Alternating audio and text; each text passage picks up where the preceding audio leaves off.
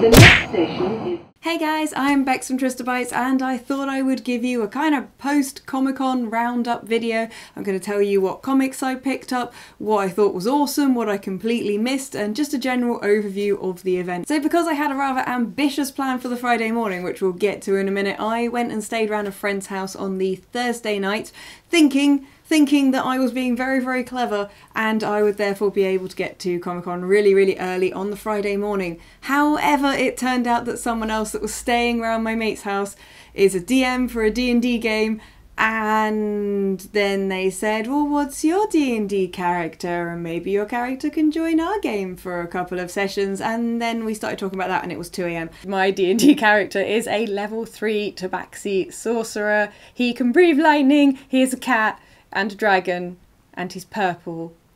I'm quite predictable.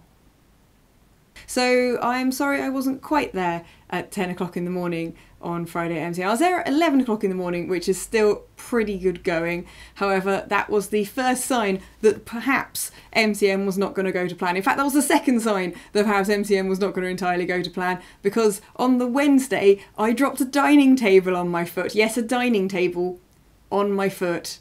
And to compound this, I actually 10 minutes ago just fell over and twisted my knee and fell onto the kitchen tiles. So I'm generally kind of hopping, and I just kind of ignored it through MCM and thought, well, you know, my toe's probably okay. It's just a dining table. I've dropped heavier things on my foot. I've not dropped heavier things on my foot. I'm now coming to terms with the fact that I pretty much definitely got a hairline fracture on my big toe, and I've just been walking around on it for 3 days and dancing around on it in the Fox because it was kind of fine-ish, sort of. This was very foolish. Do not walk for 3 days and dance on a broken foot. It's really not good for it, and I'm starting to slowly pay the price, which includes, yeah, sort of losing my footing because my foot was hurting and slipping over, and now I've hurt the knee on the other leg. So yay. I'm not sure what hopping is when you can't use either leg, but that's what I'm going to be doing from now on.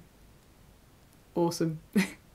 So on Friday morning I decided to be quite crazily kind of masochistic is the only way I can think of describing it, because I wanted to film a video, do some basic top and tail editing on it, and then upload it on Friday by 2 PM. I started filming at 11, sort of walked through the door, and I was like, right, I'm going to do a one-take walk round of Comic Village. I'm going to show everything that's in Comic Village. I'm going to try and talk as I go round. I'm just going to do this whole thing, one take, one shot, no cuts, and then just put a tiny intro and a tiny outro on it.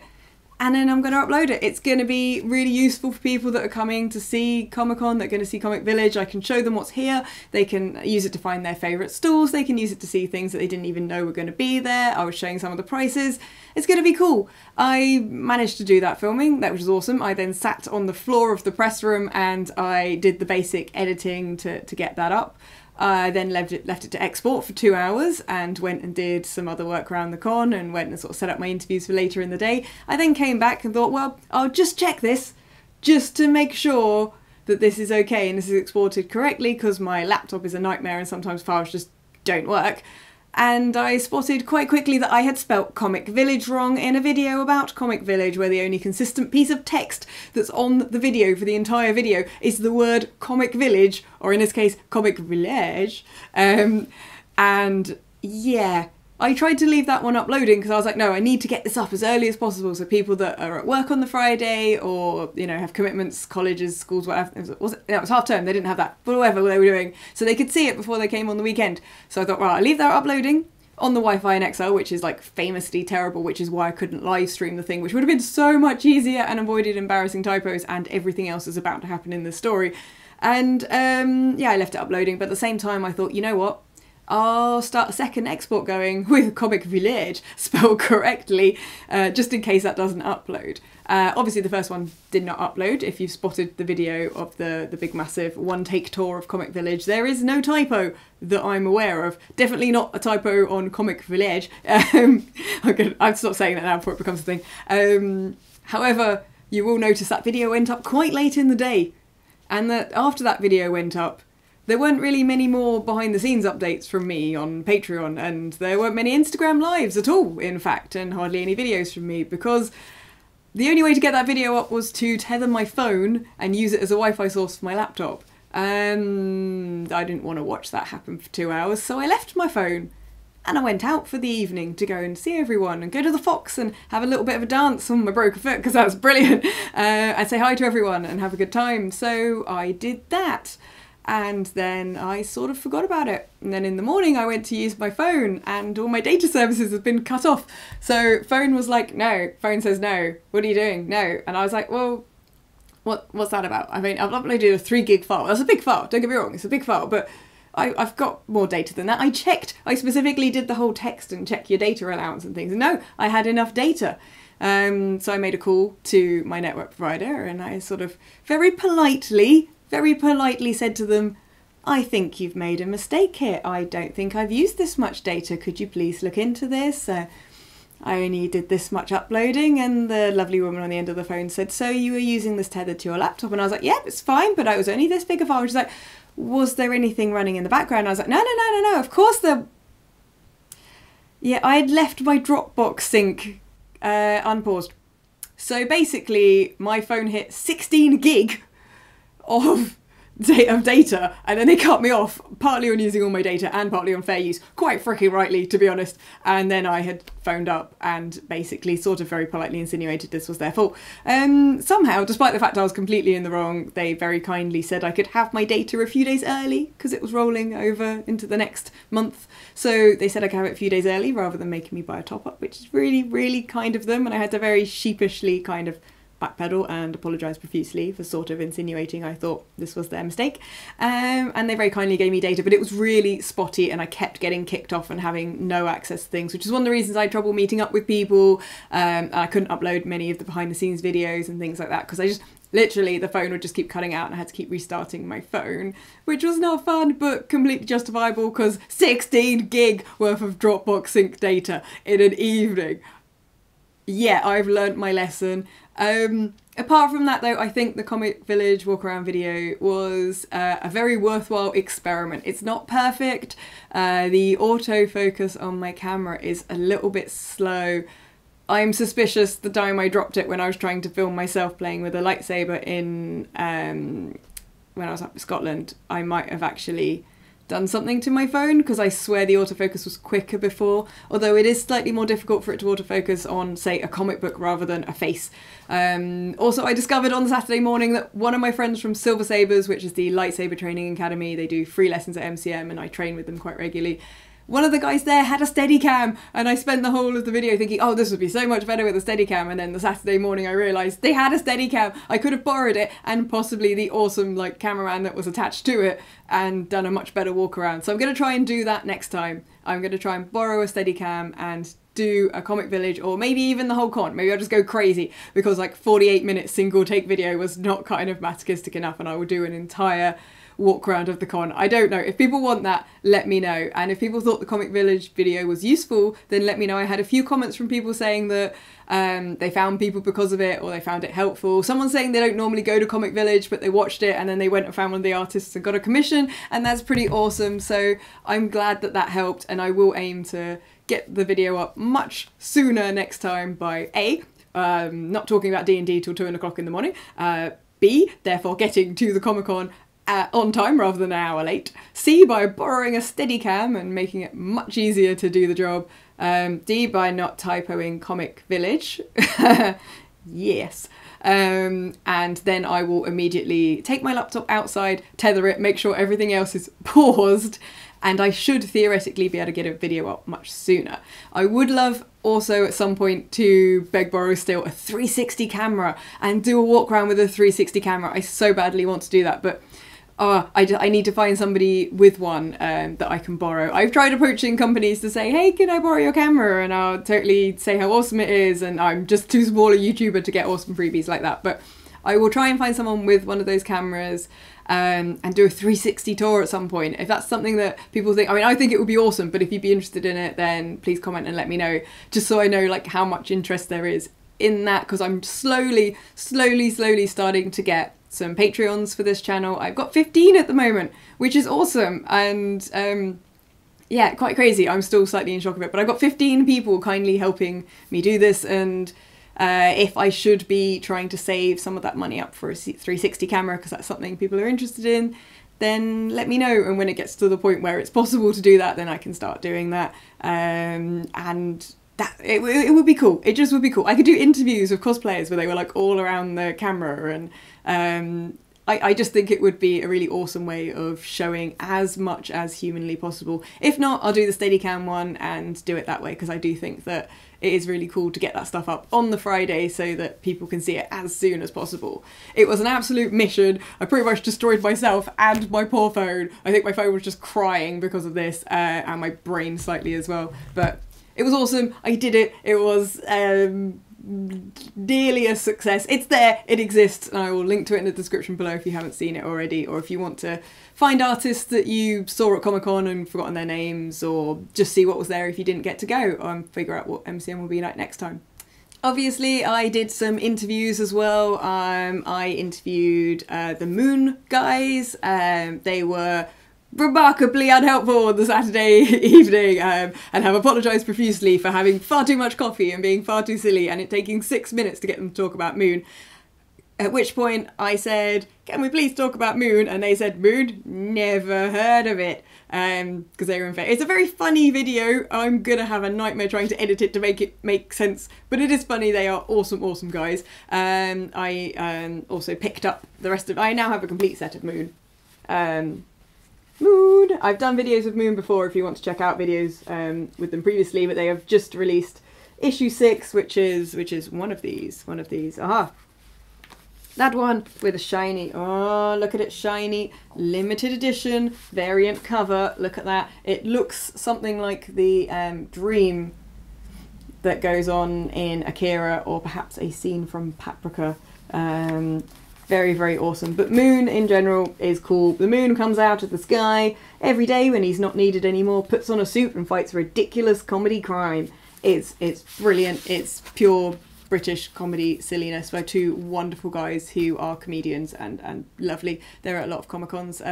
So yeah, Moon definitely worth looking out for. I did try and interview Moon slightly earlier in the day when they were hopefully slightly less caffeinated. However, they weren't there. So very, very kindly, Candice, who works on their stall, said, oh, they're not here, and come and interview this other comic instead, which is also brilliant. Abandoned the stall, ran around the corner of me, and put me in touch with MPCT. MPCT is brilliant, and the interview was really funny as well. We were talking about all sorts of things, but it's basically a human and an elf and a warlock, I think. A human, an elf, and three characters that should basically be on adventures decide, instead of having adventures, that they're going to set up a tea shop in Cardiff. And it's very sweet and lovely. It looks absolutely brilliant. Just talking to the lady that writes it, I was thoroughly impressed. And it comes highly recommended from several other people I know as well. So there will be an interview up about that one. But yes, that was one of the things I picked up at Comic-Con.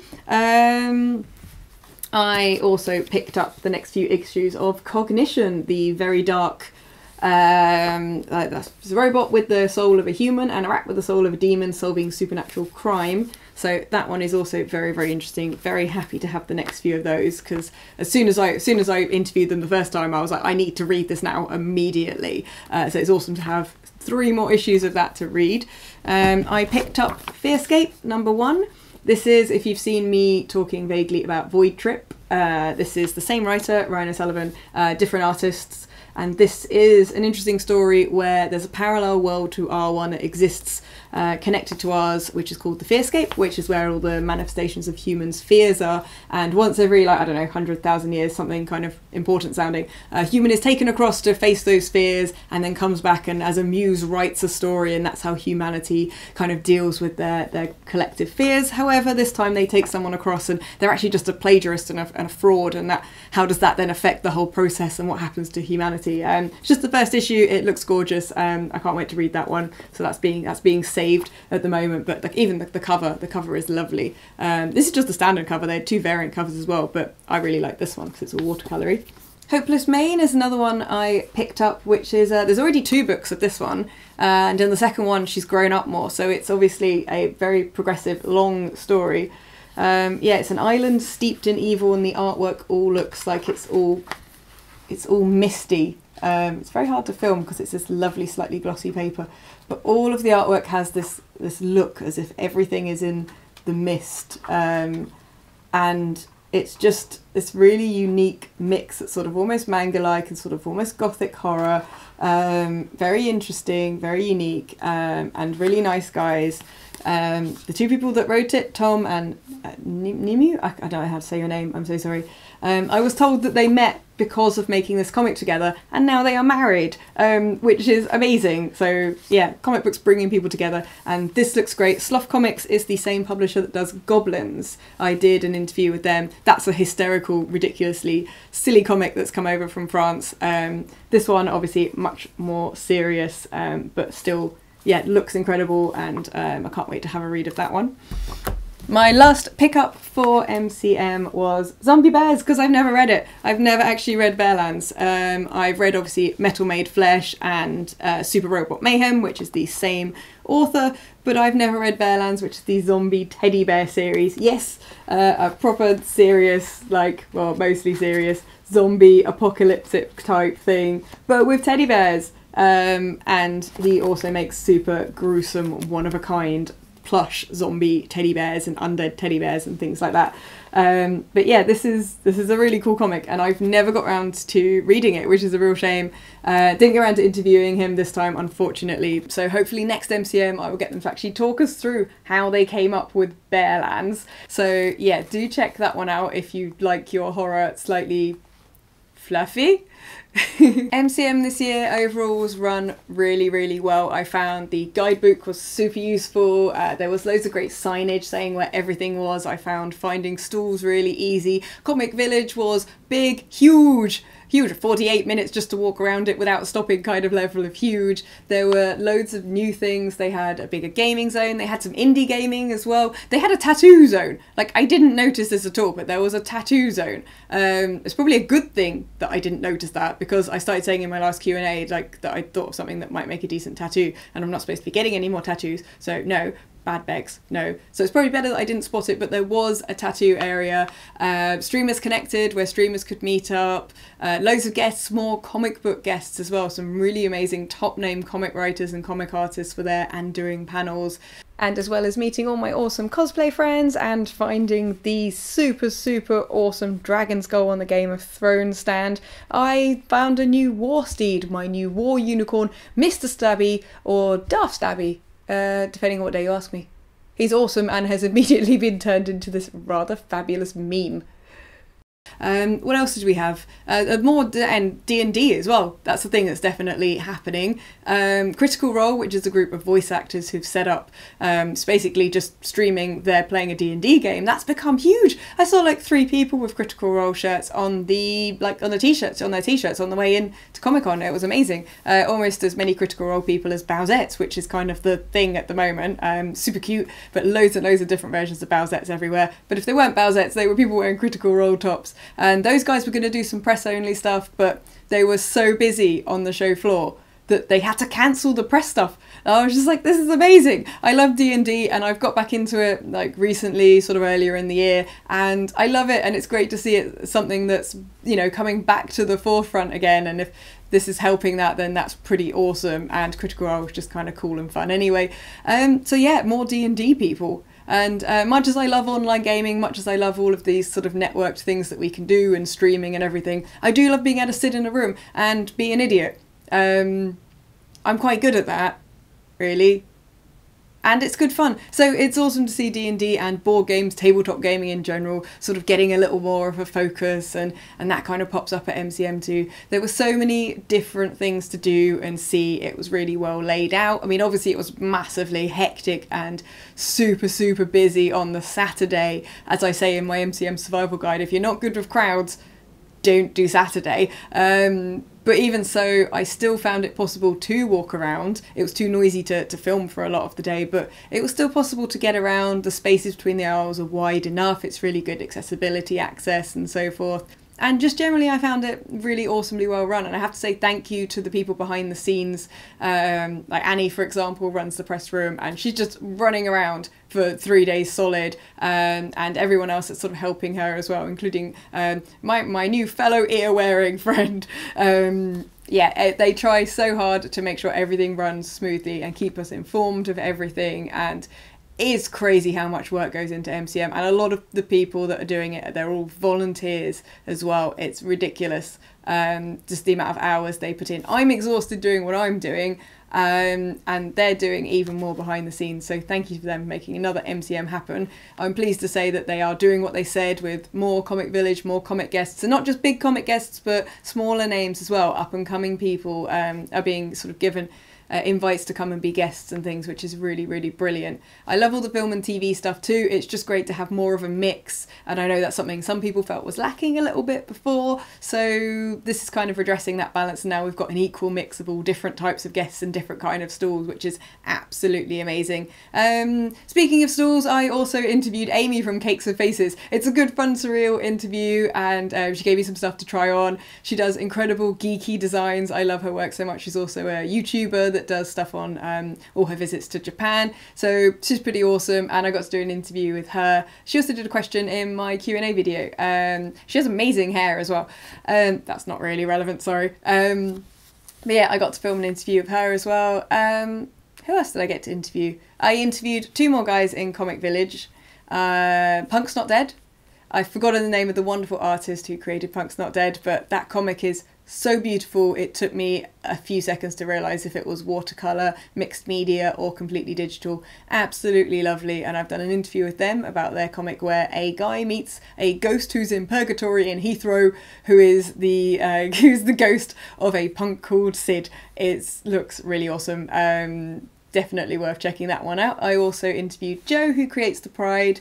He was in a mini interview in one of my previous MCM comic roundups, but he's got a lot more of his comic now, and I got to do a proper interview with him, which is pretty cool. He's an absolutely lovely guy. That was most of the interviews I did. There's more lined up for next time, definitely. I spoke to quite a few people who were saying, oh, come back next MCM when we'll have finished the arc of this, or we'll have the sort of the graphic novel version of this and things like that. So there's going to be more indie comic interviews. They're going to be coming very, very soon. Plus, I still have so many to edit that I think we'll be fine for indie comic interviews and indie game interviews as well on the channel for some time.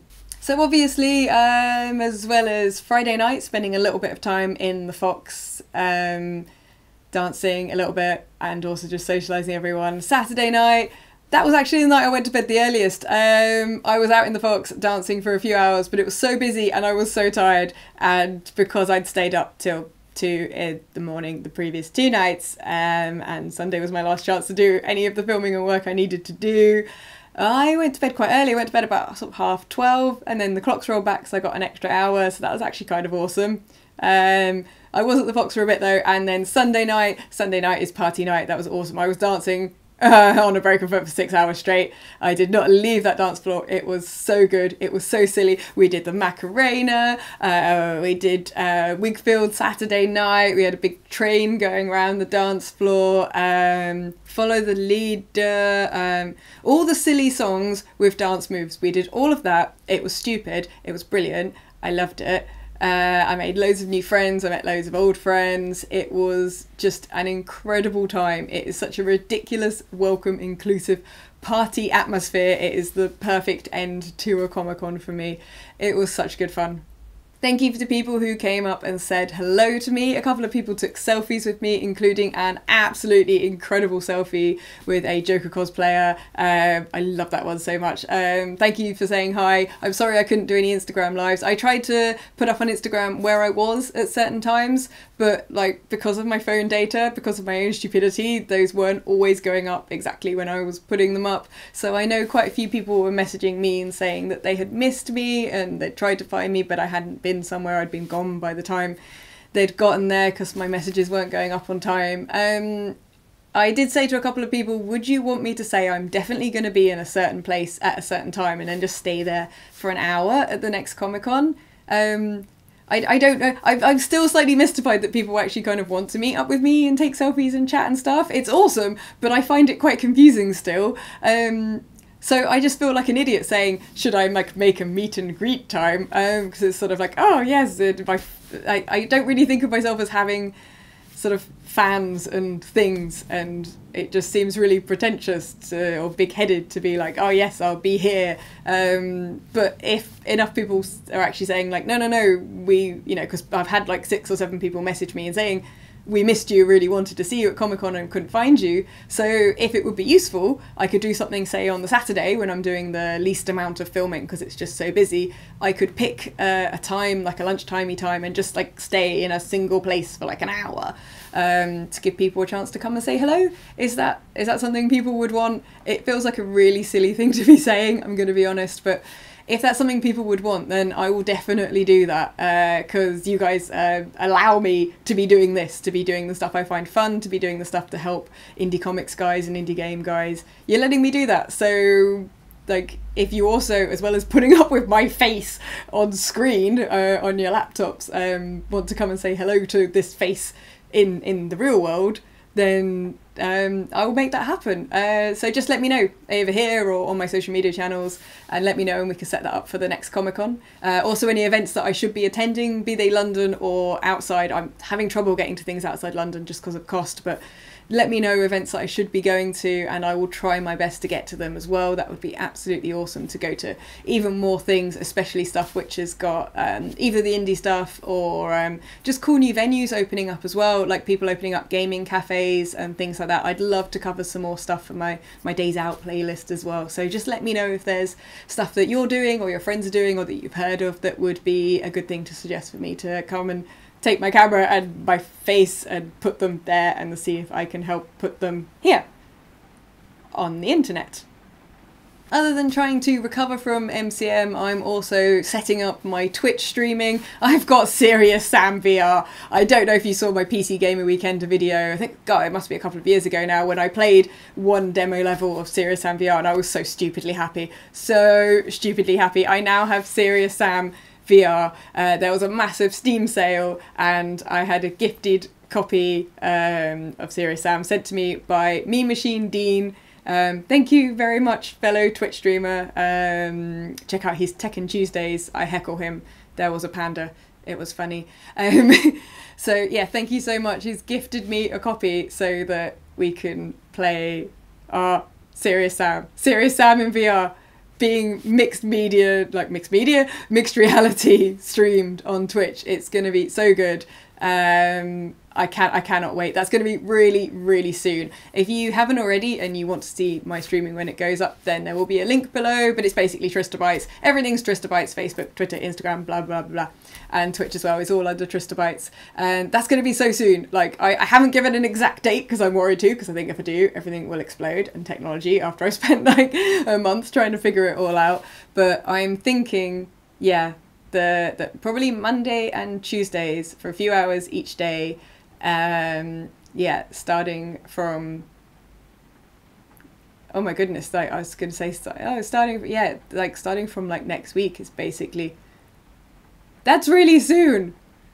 Oh my goodness, I'm spending all of tomorrow trying to sort this kit out even more, but yeah, oh my goodness, like yeah, like literally it might be next Monday and Tuesday that I start streaming. I'll be Beat Saber, it will be Serious Sam VR, if I can get that one up and running too. Oh, so good, so good, so good.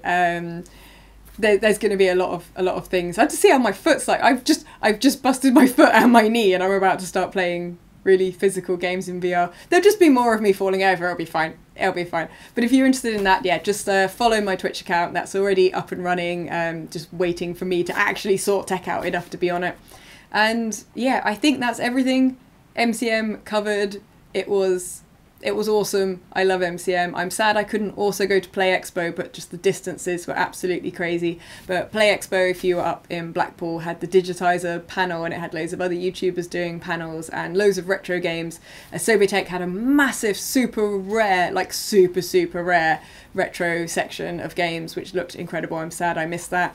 And obviously Digitizer, the show, it starts up pretty soon. I got to help behind the scenes on that, and they did a panel which was like a live show which looked so good. I can probably link to that on the YouTubes as well. That looks so good.